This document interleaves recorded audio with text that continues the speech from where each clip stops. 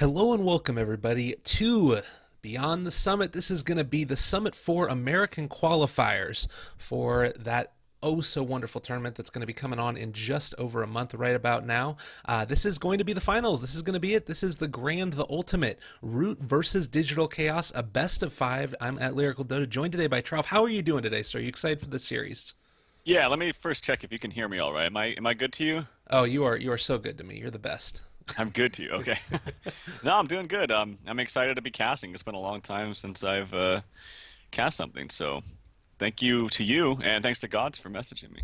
Oh, absolutely. It's just going to be a good one. I'm feeling like this is going to be a match made in heaven. Also for this series, I feel like you know these teams pretty well. You know some of the players on it. You kind of know what you might be able to expect a little bit here. Yeah, well, I mean, first of all, I think it's surprising to a lot of people watching that Root would even get to the grand finals. I don't think anyone would have really expected that from them. They've done some recent roster changes. They even have some players that outside of roster changes people aren't that familiar with, like Stan King, Willis, for example. I think that's just really awesome to see a new team, new faces who are this close to going to the summit. So that's really cool. And then DC, of course, they were probably the expected to be the best, or I should say the second best NA team right when their inception came out after TI. But have had some disappointing results for a number of different reasons. But they have the chance to bounce back here. Yeah, and we'll see what ends up happening with that. I mean, I would say that definitely they got hit a lot with people that were sort of questioning if they were really going to be that way, and then they had some of those, as you mentioned, disappointing results.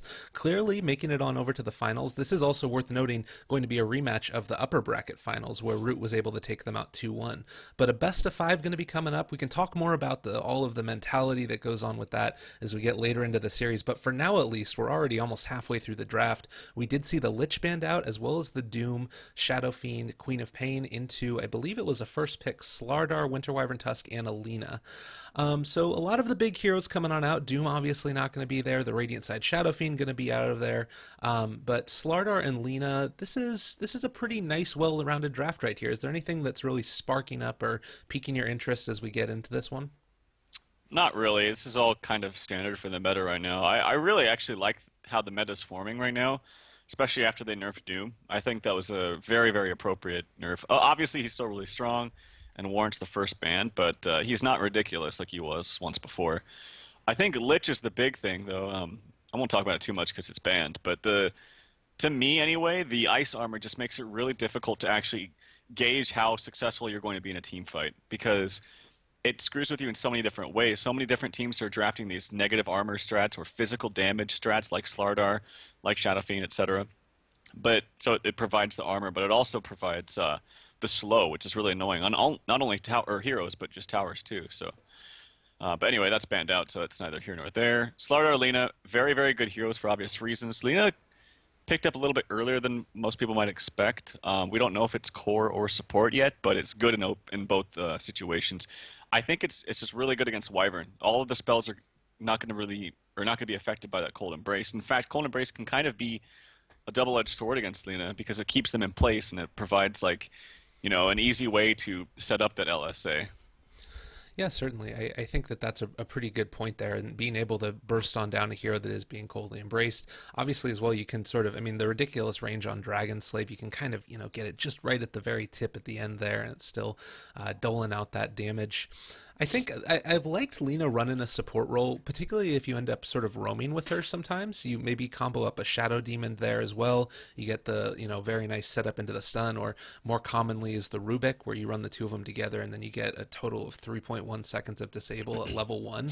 But it has still definitely been run more often in the mid lane. It's cool to have that versatility, though. Is there anything that really is bad about Alina in a first pick? I feel like this hero is just so strong.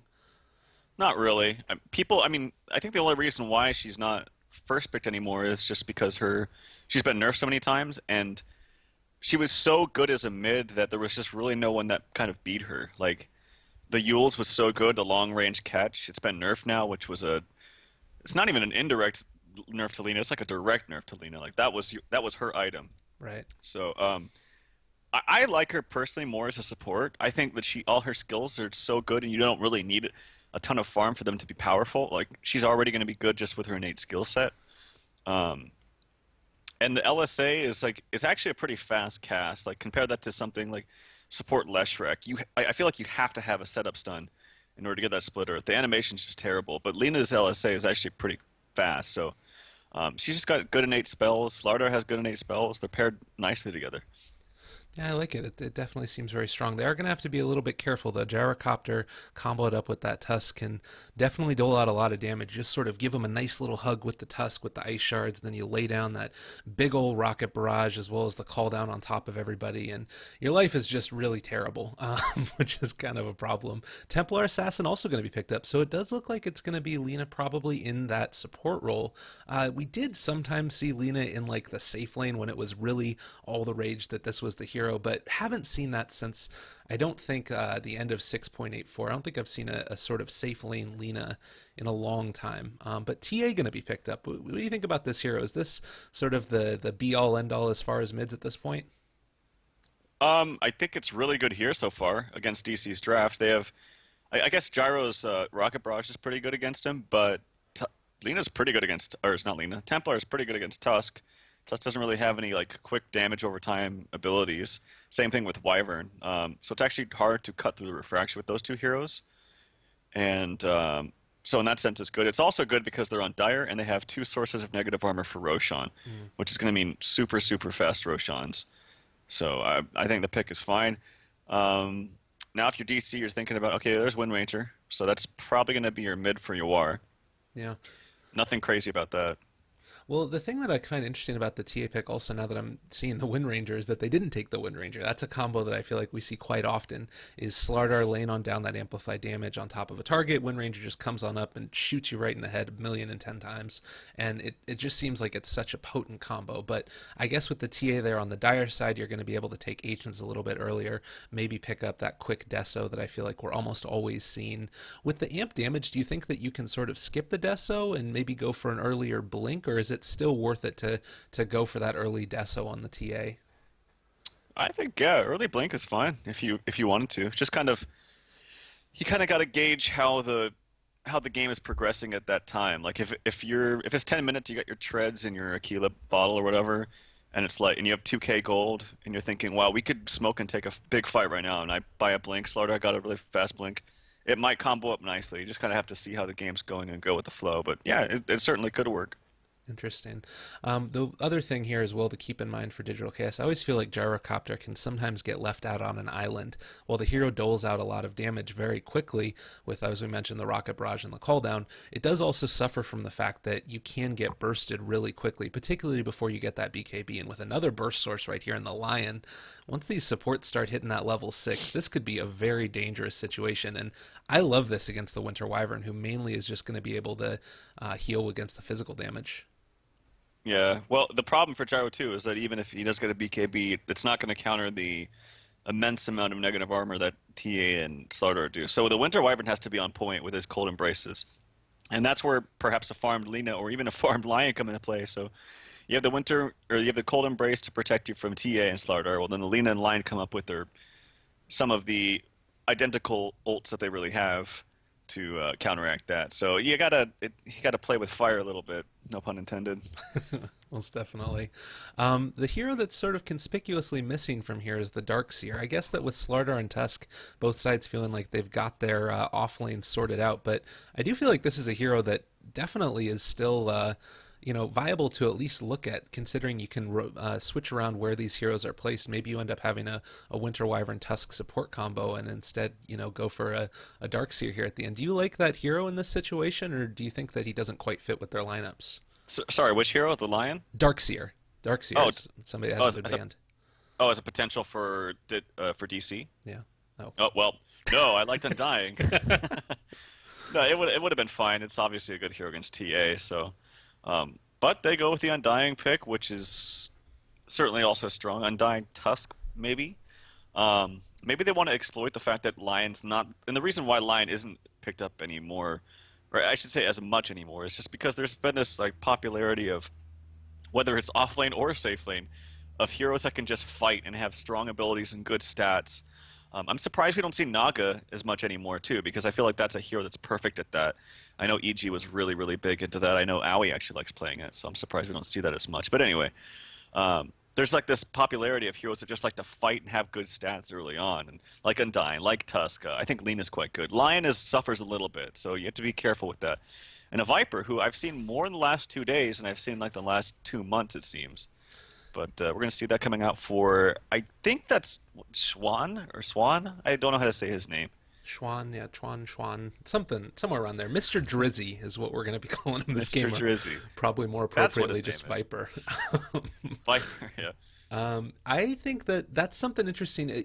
You mentioned at the very beginning of the draft the Lich ban on out there, and the fact that this hero is great for the ice armor. But the other thing that I always think about when I think of Lich is lane control and being able to dominate those lanes. It kind of Yeah. seems to me like that's another role that this Viper fills. Also, Razor. We saw a lot of them in 6.84 and really sort of taking over the meta. Is that something that you think is going to start to come back, or is it just with these very minus armor heavy drafts that that's what we're going to see?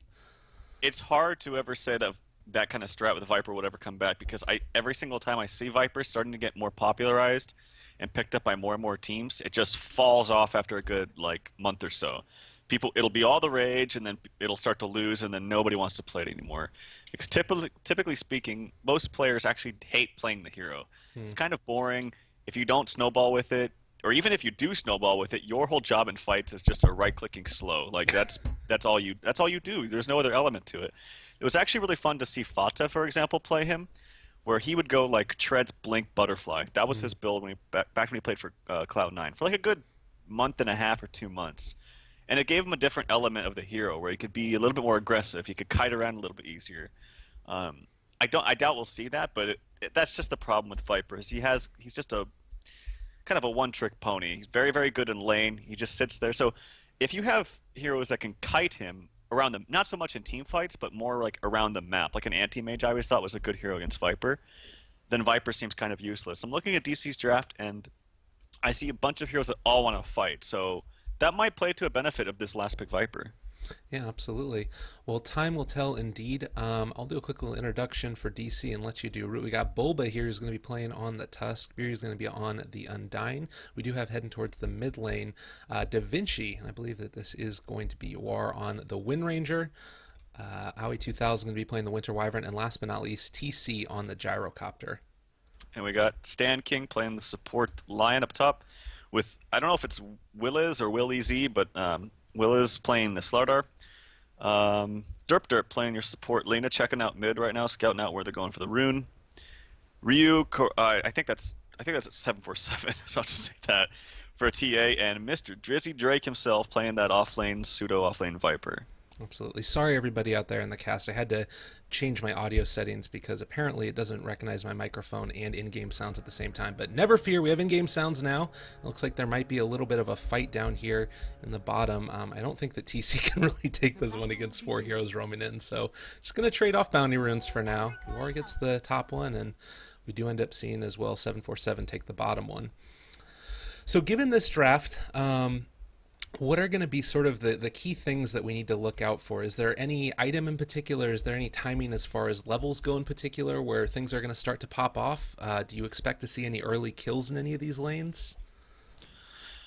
Um, it's this is kind of a timing game, I think, for both teams. Like Root wants to get their Blink on their Slardar. They want to get their core item on whether it's Deso or Blink, probably Deso, on the TA, and they want to go Roche. That's pretty much their game plan for them. For DC, I feel like looking at this draft right away, it seems like they want to go fight and fight a lot, but I think they have a lot of late game potential too. Hmm. I think Windrunner is broken, personally. I really think that hero is way too strong. Every game I see him in, no matter how badly she seems to have a start, the Shackle seems to latch on everything and anything. And I'm serious. I think it's just so devastating. Getting a two-man Shackle late game is just kind of the end-all be-all for certain teams sometimes. And the damage that the ult provides with Ags is pretty insane. So I can never look at a Windrunner, and in any kind of lineup and say that they won't have late game because they certainly do. So I think that relatively both drafts are pretty even, but I think Root's game plan is really going to be centered on this Roshan, specifically because they're on Dire. Yeah, definitely. And Of course, that dire advantage always present, even with the map changes that we ended up having just over a year ago now. Still something that is always need to be cognizant of. I do feel like this top lane, once they start getting a couple levels on this Tusk Undying, is going to be a little bit terrifying for this Slardar up here. I mean, you just snowball on in. You have the potential to drop on down the Tombstone. Of course, TPs can come to try and help you on out, but the end result is still going to always be a bit of a problem. I do like the Slither and Crush against it, because if you're able to get that off, and most times you will before you get bursted, you can usually sort of turn it back around if you get enough TPs, but it's still just such a dangerous proposition. I'm really curious to see how this bottom lane goes, because like Viper started out with a good lane because the support was helping out mid, so that let him know that he could play a little more aggressive. So as a result, he's got 5 CS that he probably shouldn't have. But now that the lane's kind of kept back after a pull from Maui, it's going to be hard for him to get some good CS. I missed that, but hopefully you caught it. As Just a dive like coming that, up it was just an immediate jump on in there. It's how quickly these things can happen. We talked about how dangerous it can be. Lane on down the decay, immediately followed up by the snowball ice shards into the Tombstone, and never stood a chance there. It's a lion getting caught out basically, and maybe going to be able to find the Slardar as well. A couple right clicks here. There is no Tombstone. Do have a Mango to drop it down again if they want to in another 25 seconds, but it seems like this team fight might be over by then. They do end up landing the stun and just going to have to back on out. Bulba now in a little bit of trouble. Is going to be taking a little bit of damage from the tower. Ends up changing on over the aggro. Undying gives the lion one last right click and then walks away from there as we see the salve come out from Bulba, and taking early advantage and applying a lot of pressure here. Still, Slardar doing okay, 8-1. I mean, you compare that over to the other side, the Gyrocopter 15-6, though. It's pretty clear who's coming out on top. DC have 3 farming cores right now, whereas Root have kind of like 1.5. So DC definitely getting the better edge here in the early game. This is just, as I said at the beginning, the kind of innate problem with Lion. Like his skill set is just it's tons of control, not very much damage. He also didn't buy boots first, so he's very, very easy to kill. And even if he does use out these stuns, or the stun and the Hex to try to save Slardar, like that's it. He can't really get more mana to get another set of spells up. And even if he could, there's just not much damage output coming from this hero. So this hero thrives with like, I feel like a very strong tri-lane with a carry that can go into the woods or something. And you don't have that here, so we might see this Lion suffer as a result. Well, time will definitely tell. I think that the flip side of this is that you're allowing Derp to move on over to the Ancients, and now it looks like it's about a 3 or a 4 stack here as well. So if you're able to catch back up on that side, that's the trade-off, and really sort of committing everything that you have to this TA, getting a lot by virtue of that stack.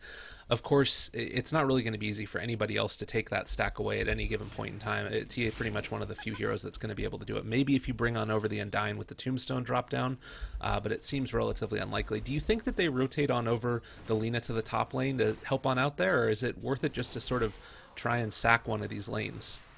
Well, to be honest, I feel like she should have been there at the very beginning, but it is nice to have these stacks for sure.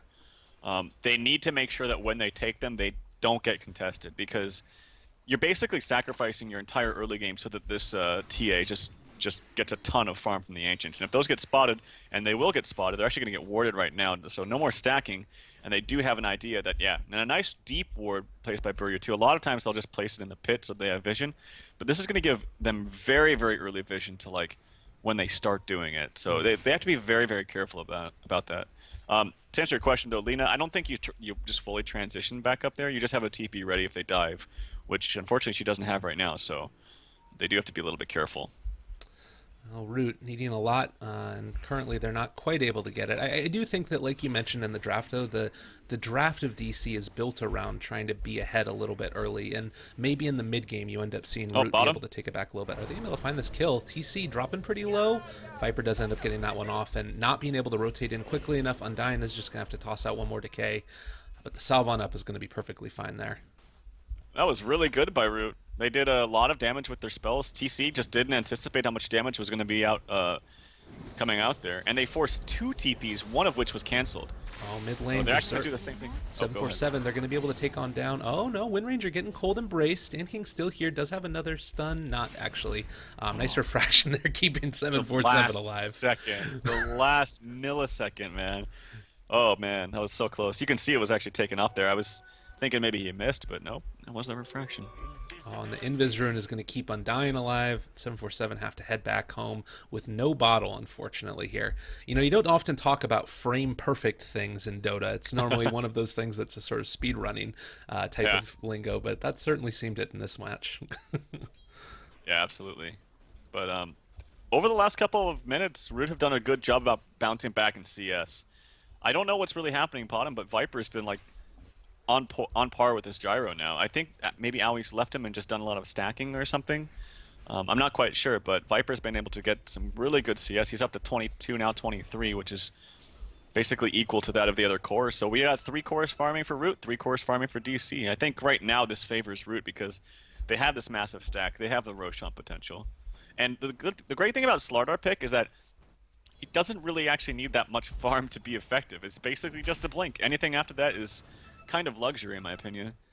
Yeah, totally. I mean, you think about sometimes Force Staff, or if you end up going, we haven't seen it in a long time, but that kind of farming where you get an armlet and then, you know, transition into some more damage items later. But it does look like they're going to be trying to make some type of initiation happen on this Viper up top. I don't know if he knows about this. There's the call down going to be committed. Tombstone down as well. A couple of right clicks on top of it. Can they get here to save him in time? No. Is going to end up falling. And now they might even go further for Lion. He does end up hexing on off the Undying and making sure he's not going to get killed. But Winter Wyvern picking up that kill. Very, very clean, and executed well by DC there to find that one. Jeez, Yawar's getting half HP from just 2 side blade attacks. That was pretty insane. And yeah, that again, that point of contention for the Ancients. I'm wondering if DC have a smoke ready and just try to 5-man it for. Yeah, they're pinging it out right now, so they know it's there. It's in the back of their mind. It's very, very important for both sides. Like, if you're Root, you need to make sure you secure it for the TA. If you're DC, what do? Do you smoke and take, like, top tower? Do you put some aggression onto them when they do it? You have to make these decisions beforehand so that you don't, like, oh, crap, what are they doing? We need to do something, and then only 2 people go, and then they get wiped. So you have to kind of plan for this ahead. Well, and that's something that in the draft you should know about as well as being able to think about. And it's just that element of that hero's kit that she's so easy to be able to take the stacks, particularly on the Dire side. Do you think that they could potentially steal it here with the Undying and the Gyrocopter? Is that too big to be able to take for them? Or is that just too dangerous? Gyro doesn't do much damage, so I don't think you can steal it. I think you have to kill the heroes. Okay. It would take like 3 flex, I think, Yeah. just because of Gyro's pitiful auto attack damage right now. They're actually 2-man smoking up to top. It's weird to see a smoke gank coming from an Undying, considering also the fact that he's level 2, but it might... No, it's actually not going to work. So Willis backs up. Spidey senses tingling, and he's going to farm in the jungle, I think, for a little bit. All right, well, wanting to make sure that he gets his farm and doesn't end up feeding away any that precious gold to the enemy team. They are going to keep on moving through the jungle a little bit here, but it doesn't look like they're going to find anybody. Maybe just going to trade on out the towers, and while this is all happening, we're beginning to see 747 take it. Nobody really in position to be able to contest this now, and this is kind of one of the worst case scenarios at this point for DC. They need to be able to react very, very quickly. They're walking over now. Gyro's still top. They know that Windrunner's coming, and this needs to be like everyone from Root ready to go. Yep, you see the Viper and you see the Lina coming up now. This is going to be a 4-on-5 fight, kind of. The Tombstone's coming out now, too. All right, well, they're getting a little ready bit of to an earlier go. Tombstone. Viper, they're all separated right now, so maybe you end up seeing them collapse, but with the Tombstone at least committed, it seems like it might be more difficult to take a fight at this point. Aoi doesn't have level 6 quite yet. They're going to snowball forward, are going to be able to catch on at the TA. If they burst her here, this would be a huge win. Does start to fall very, very quickly. Undying in the background. Call down is going to be committed on to Biryu. He eliminated completely and totally. We do end up seeing a trade for the Undying for the TA now. Lion ends up falling. Oh, Root, you're in a little bit of trouble. Derp might end up going down. Nice light strike array. Can he finish him back off? Another Dragon Slave. A power shot's going to do it. And that is going to be a 2-for-4 trade at this point. Looking pretty great for DC in that one. Or, yeah, for DC in that one. Yeah, really good for DC. They only lost their Gyro, who is, yes, their core, not farming particularly well, but you have to make those plays. You can't just give them a free Ancient stack like that. So, kind of got baited by that Tombstone, did the TA by attacking it, and it was a really good trap there by Bulbo, which set it all up, and then the 3-man snowball after that. So, MVP for that little skirmish definitely goes to Bulbo. Yeah, those ice shards just looked great, and I kind of felt like they used the call down on top of. Uh, it didn't really hit all that many people. It was pretty good, but they were able to finish it off, I guess. So it dealt the damage that it needed to. It does look like they're going to roam on in again and try and make this happen. I don't think that this was scouted out by DC, and TA might be in a little bit of trouble here. Can they find her out before she ends up getting out of there? There's the snowball forward. Are going to be able to find the shards connect as well, and this is going to be another quick kill. 747 dying in rapid succession. We do have heroes roaming on in to see if they can take something, but it looks like Gyro is at least going to be able to take off a few of these heroes here. Oh my goodness. DC are looking really strong. Yeah, just really good team movement. Like nothing, it has nothing to do with individual skill, just their idea, or they have a clear idea of what they wanted to do, and they executed it well. Now they're transitioning that into a tier 1 tower, the most important tier 1 tower, mind you. The Roshan potential is pretty poo right now. Like they don't have much negative armor. Um, they have no ags up on the Wind Ranger, so I don't think they can Roshan, which kind of sucks for them. But they definitely have made some really good strides into taking this game further. Well, and it looks like they're going to be taking on out the last remnants of this ancient stack. It's going to be the big creeps that are left over. If they wanted to, they could go back in on 747 again. Oh god, sort of hanging out a little bit. The rest of his team should be coming very soon to be able to help this out. Walrus Punch is down. Light Strike Array as well, going to connect onto Bulba. Does end up falling, but there's the Winter's Curse on top of the Slardar. He does end up going down. Maybe going to be able to find a little bit more. 747 trying to get out of here as quickly as possible. Tombstone has also been committed. Derp is off to the side trying to get out of there. They do get the slow down on 747. I don't know if they find the kill. Rocket Barrage, not quite there. Nice Light Strike Array onto TC. Tosses out the trap, and it looks like that's going to be the end of this engagement here. See, this is coming to, I mean, this is a great team play by DC, but this is coming down to, like, the differences of drafting supports. Like, DC supports just fight, and they're stronger, and they can do stuff with no items, whereas Roots don't. I think Lina is good, but I just feel like this line has no place in these fights, and he knows that, and he's not doing the wrong thing. He's actually saying, I can't do anything. I need to get my level 6. I need to have my finger. I need to farm up a blink. Otherwise, I'm just going to be useless this game.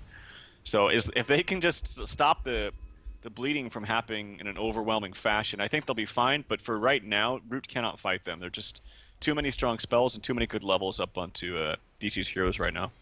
So I guess the thing that I'm wondering as we move into this mid game, we are starting to get some of these key items at least closer. Oh, this could end up being a gank if they find somebody in the jungle for Root, but it's still a big ask. So Lion halfway to his Blink Dagger, as is the Slardar just about. Slardar also the 2 points in the sprint is going to mean he's going to be able to find these picks a little bit quicker. They are going to find Beer. You get the stun off, nicely done, turned into a little frog as well, and this should be a very easy kill, easy as pie, and it's closer. Do you think that ability to initiate as we move into this mid game is going to spell the difference for Root? Do you think that it's going to be enough, or is Lion still not going to be able to do enough in the middle of all these big team fights? Oh no, it definitely will be. I mean, Root have not even come close to hitting their stride yet. You need a blink on Slardar, which you don't have. You need a blink on Lion, which he's coming close to. You need any item for Templar. He doesn't have a Decil or a blink in the works yet either. So they're doing this all with no core items whatsoever. Not even a mech on the Viper. And imagine how much. Oh, they finally have it actually, which is now. So they're going to be 10 times stronger when they get all their core items. And then they can take Roshan. They can start forcing fights, which DC's draft innately wants to do anyway. So yeah, like I said, if Root just stop the bleeding for a little bit and get their core items up, they'll be in a great spot. And the thing about Lion is, while his laning phase isn't very strong and his spells don't do much damage in the laning phase, once he gets the blink, he is relevant throughout the entirety of the game. He's a support that never falls off, like, for instance, Undying.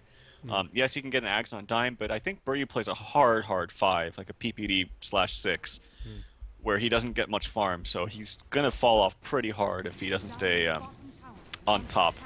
Definitely. So I have to ask you this, and I'm really curious what your thoughts are. What do you think about the Shadow Blade on the Wind Ranger? Is this something that is just I haven't seen before and it's super common, or is this unusual like I think it is? Ooh. He went for the Shadow Blade, huh? It's kind of preference from player to player. I prefer Blink in most situations. The situation where I think Lothar's is okay is like against a hero that has an instant jump out, like for instance Ember Spirit. I think Lothar's is really good against Ember. I'm not really seeing that here from Root. They don't have any. I guess maybe the Slardar, but it's like I said, it's kind of a player preference thing. It gives you a bit more damage. gives you attack speed, which she doesn't really need. That's kind of why I like the blink. But to each their own, I guess. Yeah. Well, we'll see if they end up really paying off now. It also feels like in the later stages of the game, Shadowblade isn't really as great for taking high ground as Blink is. It's harder to find those Sure. angles on those two-man shackles that you were talking about in the draft, and what makes Wind Ranger that really strong hero that she is. Yeah, it's also kind of odd that she goes for that against the Slardar too, but I didn't even realize, but they just took a tier 2 tower top, or bottom for free basically. They're also going into Roche, which I don't think it should have been scouted because they were walking over TA trap. Right. Nobody's walking over there yet, and I think this is going to be a free Roche actually for DC. Yeah. Root just want to get their core items. They have a blink coming up now for the Slardar, I believe. Lion has his now. They're ready to fight now, but it might be a little bit late, unfortunately. So this is always an awkward situation. You just get your big core items up on these heroes that allow you to fight. Mechanism on Viper, you've got the Blink on Lion, you've got the Blink on Slardar, Lena is Lena. These are the sort of the things that you need to be able to sort of fight in these team fights. And then the enemy gets an Aegis. Is it still worth it to try and take advantage of that power curve hitting at this point? Or do you still want to wait out the Aegis here at this point? Or is it sort of one of those if you find a pick off? I don't think you want to fight DC 5-on-5 right now. It's basically a 6v5 and they have the superior lineup right now. I think you still just go for pickoffs and try to... it looks like they actually still want to fight this though. This could be a mistake. Yeah, you really got to be careful though against that Aegis. Like this Tombstone is level 4 now, that's pretty scary. Yeah. I think this is a bit of a mistake, but they feel like they can't get enough by pushing out the outer lanes. They don't push very quickly on these heroes, unfortunately, except for the TA, but she is very underfarmed compared to what she usually is at this time of the game. Well, it's interesting. TA isn't actually with them at this point in time, so looks like they're just posturing to try and keep the pressure off of their tower as long as possible. But it does feel like if they get caught out, this could be a bit of a problem. Shackle connects on the creep to the tree. Not often that you see that one prioritized, but was looking for the Shackle onto the Viper, I'm sure. TA almost having her Deso. It's getting closer. Yeah. She's doing the right thing, though. Like they can't fight them. They need to just push out lanes and try to farm. They can fight high ground for sure because they'll have the mischance going for them and it's just superior vision. But all these tier 2s and tier 1s and whatnot, they're not really defendable with an Aegis up. Now they should have made sure to time that Aegis because DC might go for a push that takes too long, and Root definitely have the potential to just jump someone and blow them up. And if you're not careful about your Aegis timing, then it can throw you off guard. I'm wondering if Bulba gets a... Oh, he went for mech. I think Blink is very, very good this game to just stop the chain of initiation that's coming out from Root. TP coming out from TA, and he does get out. Yeah, just barely there. And they are looking after this courier again. Not going to be able to find it, I don't think. So the mechanism there for Bulba, it's something that I've seen more often recently with a couple of Tusks going for it just because they want to build on into those Guardian Greaves as well. And he actually does have enough to finish those off if he wants. This early on, it can be pretty big, but... Or you just bought a second urn.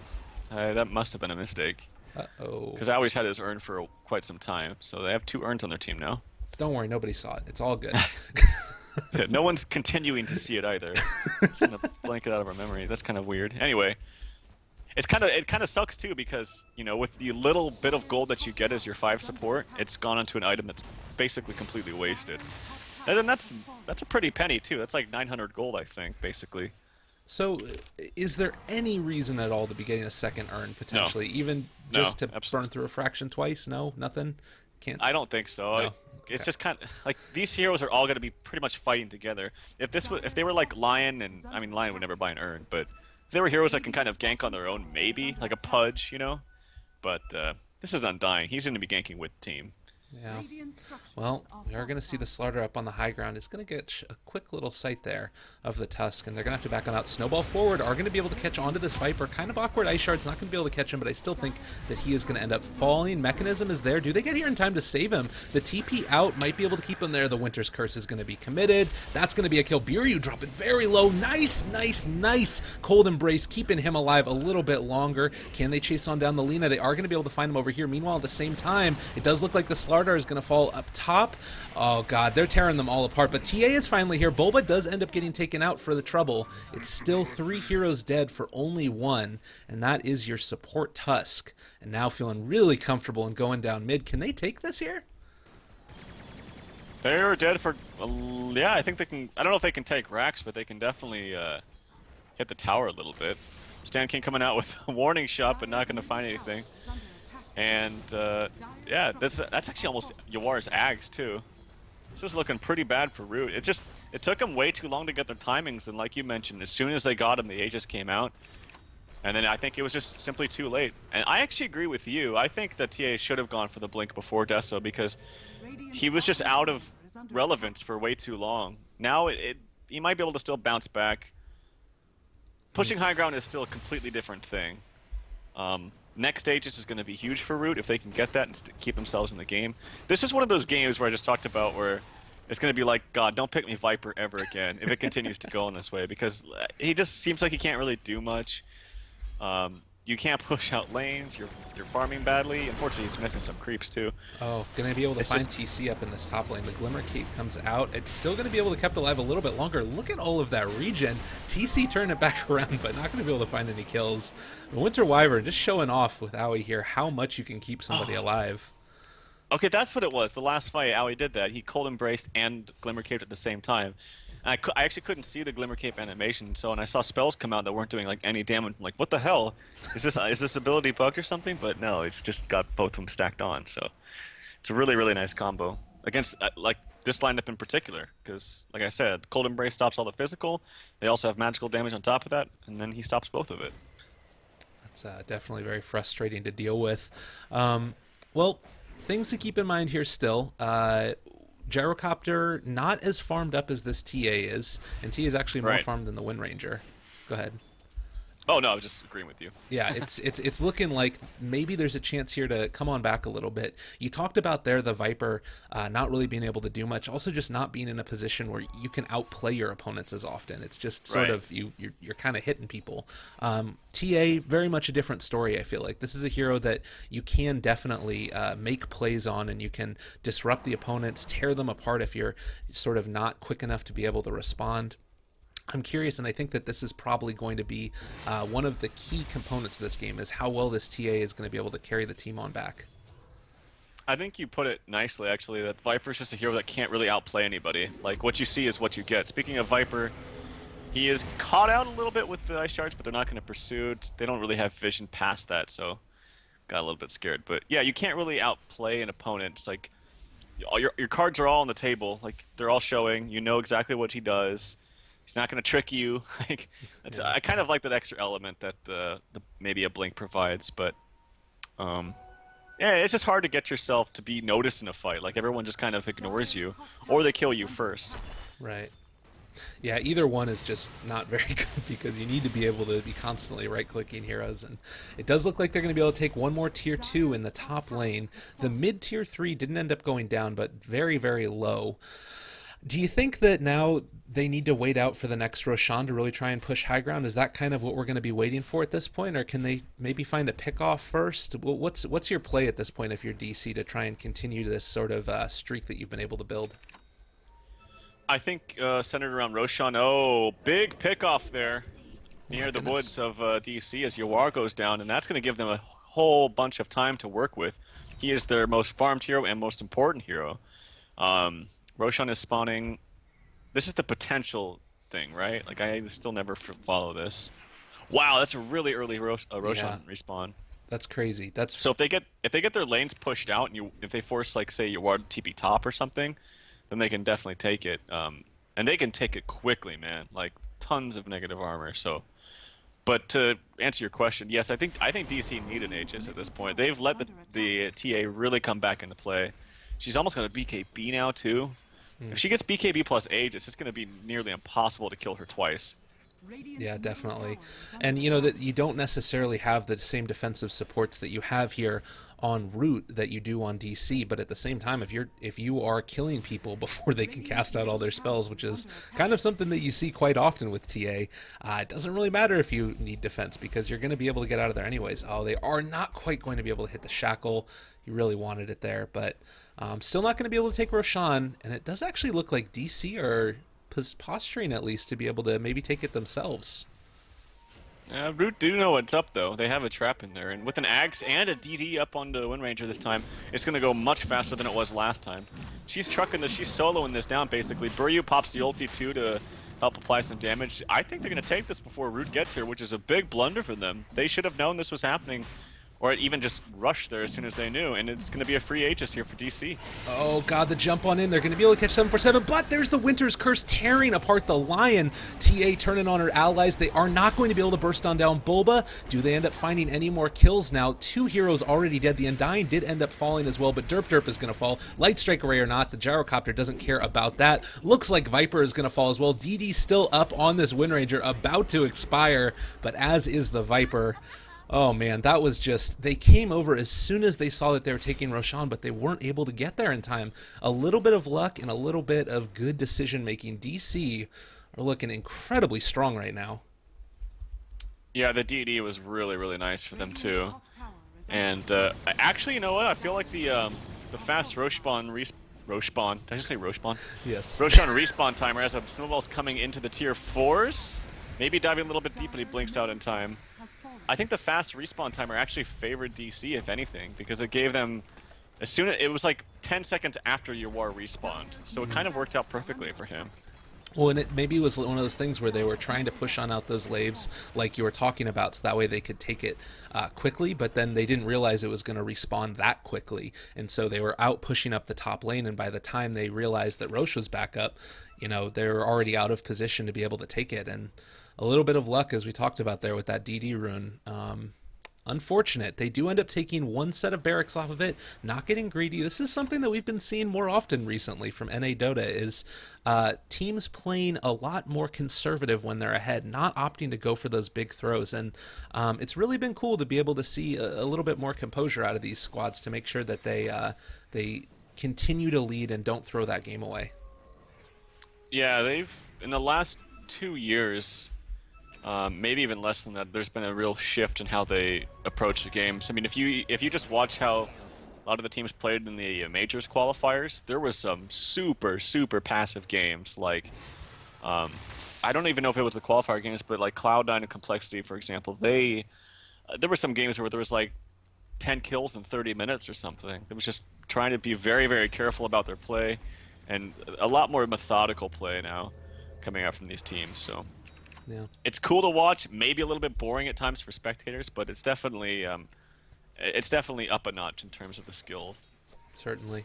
Well, what do you think about this Vanguard into Crimson Guard for the Viper? This isn't something that I feel like we always see. Sometimes it just goes straight on into that Aghanim Scepter. Do you like it against the sort of very high attack speed coming out from the Wind Ranger, or would you have rather seen something with more damage? It's okay. I think it's a little late for Crimson Guard, though. I think this is an item that you get really soon, and you just barrel down a lane. And I think Crimson Guard's pretty good with like more tanky heroes in your lineup. Like Lina and Lion are just gonna get bursted down super fast to flak plus like AoE damage from call down and whatnot. Yeah, I'm not the hugest fan, but I do like the item. I love the item a lot, actually. It's never picked up. I actually saw SVG pick it up once on Enigma, and it actually did really good things. Yeah, it was crazy, but people forget about the item. And another great thing about it, too, is it has no mana cost, which I think is pretty neat. But Right, yeah. I think it's a little bit, unfortunately, late this game. We'll see if it comes into play, though. I hope it does. Yeah, definitely. Time will tell indeed. They are getting a little bit of a push down here on the bottom lane, but TC is going to take care of that and push it on out in return. TA is still skulking around their jungle. If she tries to move on in here, I don't think that there's any chance she comes and tries and finds a pick off with nobody really showing on the map.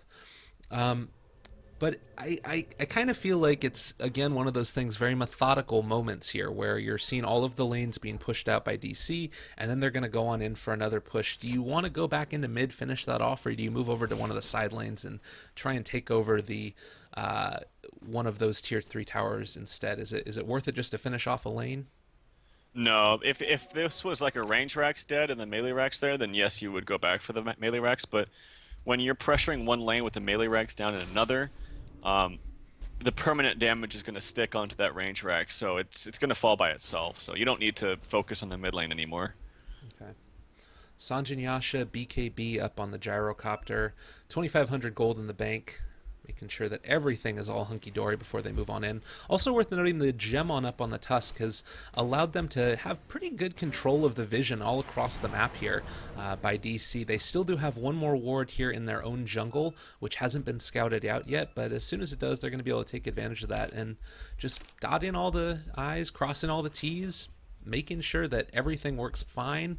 Maybe even going to wait for this next Aegis before they end up going in again. It does seem like that's a little bit scary just because of how quickly Root can take it, that if they end up taking a bad fight, I guess that their Roche fighting potential is way higher than Root's, though.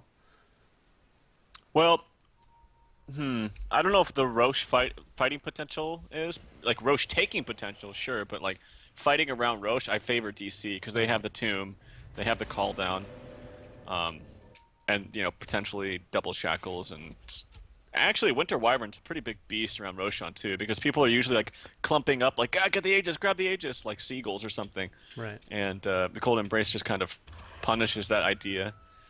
And smoke up coming out from 4 members of DC, with Yawar being the Lone Ranger. And this is going to be a favorable fight because they know that the Viper's not there. And there we go. Oh, Winter's Curse immediately down on 747. The Walrus Punch as well. BKB has been popped now. They're going to be turning this back around. Biryu eliminated in the middle of that one. Gyrocopter is starting to go ham now. Going to be able to take on out the Lion. Lina falls as well. And finally, we are going to see a triple kill for TC. Just devastation. They're tearing them apart here. I've said that 20 million times so far this cast, but that's just basically what's been happening. Taking a look at the fight recap, 12,000 gold swing in the end, and honestly the biggest thing is now they're going to be able to pressure this Rax. Do we have a buyback on the TA? We do, but you really don't want to expend this at this point. Do you have to though?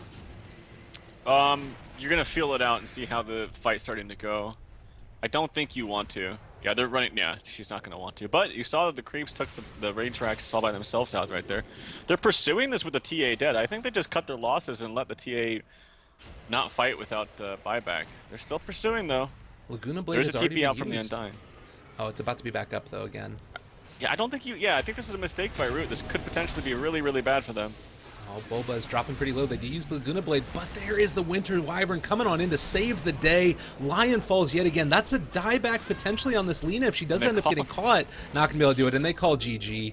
Just like that, DC take a 1-0 lead, being able to finish off Root here in a little bit of a rematch that we saw in the upper bracket finals. Man, what do you think about this lineup? How is this just a straight-up draft thing, or is this more by virtue of individual team fight stuff? Well, I think as a team, Digital Chaos was pretty impressive. Like they played very, very well. All their moves were extremely deliberate. Like I said at the beginning, they needed to make sure that they contested those ancients, and they did it every single time. They did it once, backed off. She respawned. She went to do him again, and they smoked up, ganked her again. And so their play as a team was very deliberate and very strong. I think their draft was fine. I think Root's draft was a little weak in the sense that this Lion and Lina just felt out of place to me. I liked Lina, I said that at the beginning of the draft, but I think it was a bit of a mistake leaving the top lane as it was, especially with Lion. Like, if maybe Lion was roaming around and Lina stayed up there, that might have been fine, but Lion just can't hold his own against that kind of strong dual lane of Tusk Undying. And they knew what they were getting into. They picked it relatively early from DC. But the big thing overall was that Root just didn't hit their timing quick enough. Their timing is extremely strong with the blinks on Slardar and Lion. They actually got a pretty fast blink on Lion, all things considered, but they just, like you said, the Roshan happened right after, or right before their timing, so just kind of unfortunate for them. Well, ladies and gentlemen, we're going to be moving on in just a second to game two. Again, this is going to be a best of five. Maybe we'll talk a little bit more about the psychology behind all of that. Get hype for psychology talk. We'll be back in just a second. Again, for any of you guys that are joining us, this is going to be a 1-0 start to this one. My name is at Lyrical, joined today by Tralf as well. So we'll be back in just a second. Stick around, guys, for game two.